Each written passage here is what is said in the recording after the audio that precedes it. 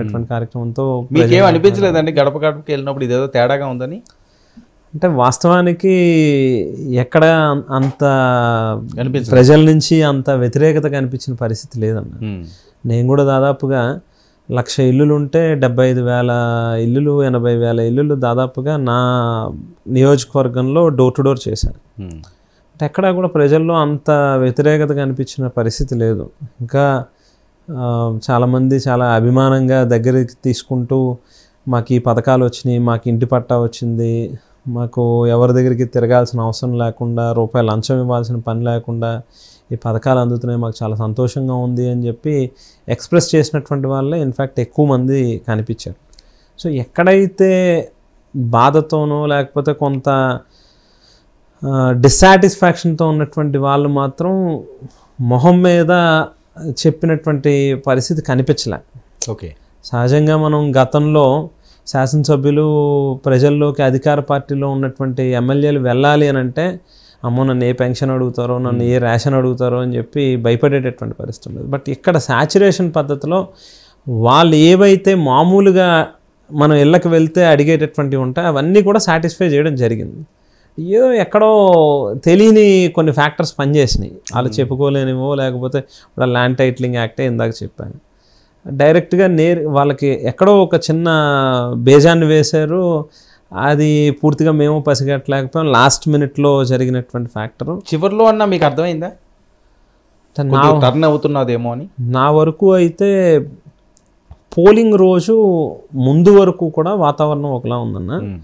Polling రోజు మాత్రం కొన్ని పోలింగ్ బూత్స్ దగ్గర కొంత రకమైనటువంటి ఎక్కడో సంథింగ్ ఫిషీగా ఉంది, కొంచెం మనకి ఏదో ఇబ్బంది కలిగినటువంటి పరిస్థితి ఉంది అనేటువంటిది అనిపించింది. కానీ అది ఏ మేరకనంటే మొదట ఒక 30,000 40,000 మెజారిటీ వస్తుందేమో అని చెప్పి అంచనా వేసుకున్నటువంటి వాళ్ళు కనీసం ఒక 5-10,000 మధ్యలోనైనా ఉంటుంది అనేటువంటిది అనుకున్నాం.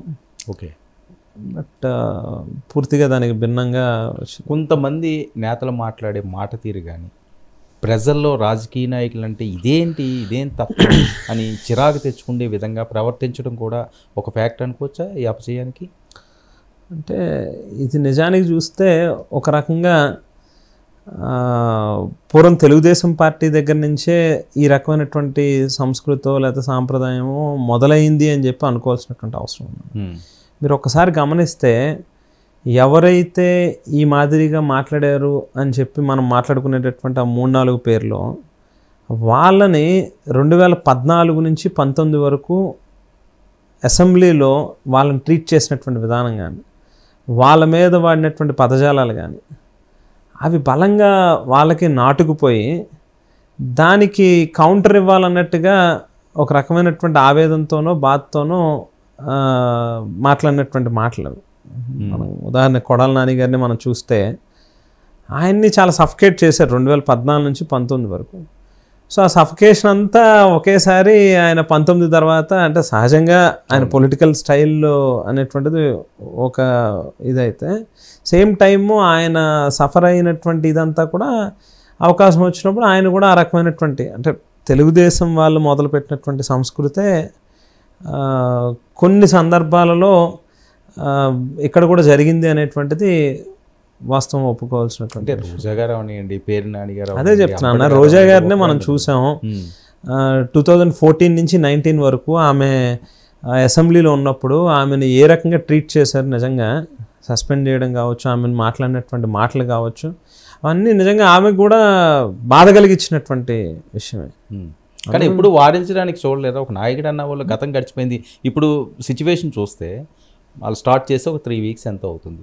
ఇప్పుడు ఎవరు ఏం మాట్లాడినా ఎవరు ఏం చేసినా వద్దు అని వీళ్ళు చెబుతున్నారని జనాల్లోకి వెళ్తుంది. ఇదే చూస్తారు ఇంటర్నల్గా మనం గమనిస్తే జగన్మోహన్ రెడ్డి గారికి చంద్రబాబు నాయుడు గారికి ఇద్దరికి ఉన్నటువంటి వ్యత్యాసం దగ్గర నుంచి మనం చూస్తే కనుక చంద్రబాబు నాయుడు గారు ఒక మంచి మ్యానిపులేషన్ పొలిటీషియన్. ఆయన మేనేజ్మెంట్ స్కిల్స్, ఆయన పైకి చూపించేది ఒకటి, లోపల చేసే పనులు ఒకటి, ఆ రకమైనటువంటి ఆయన ప్రస్థానం అంతా కూడా ఆ రకమైనటువంటి ఇదితోనే వెళ్ళింది. ఇక్కడ జగన్మోహన్ రెడ్డి గారేమో ఏది మాట్లాడినా ఏ పని చేసినా సూటిగా సుత్తి లేకుండా ఉంటుంది. అంటే బోలా శంకరుడు అనొచ్చా? అంటే పోలాశంకరుడు అని కాదు నేను చెప్తుందన్న, ఆ అప్రోచ్ అనేటువంటిది. ఎందుకనంటే ఇప్పుడు మీరు అన్నదానికే సమాధానం.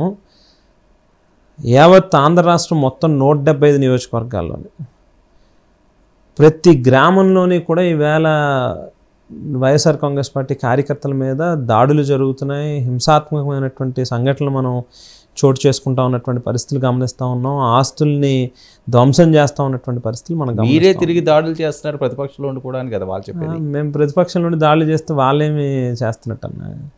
స్పష్టంగా వీడియోలు, సాక్ష్యాధారాలతో, ఎవిడెన్స్లతో సహా చాలా చోట్ల చాలా స్పష్టంగా కనిపిస్తూ ఉన్నాయి వాళ్ళు చేస్తూ ఉన్నటువంటి పనులు.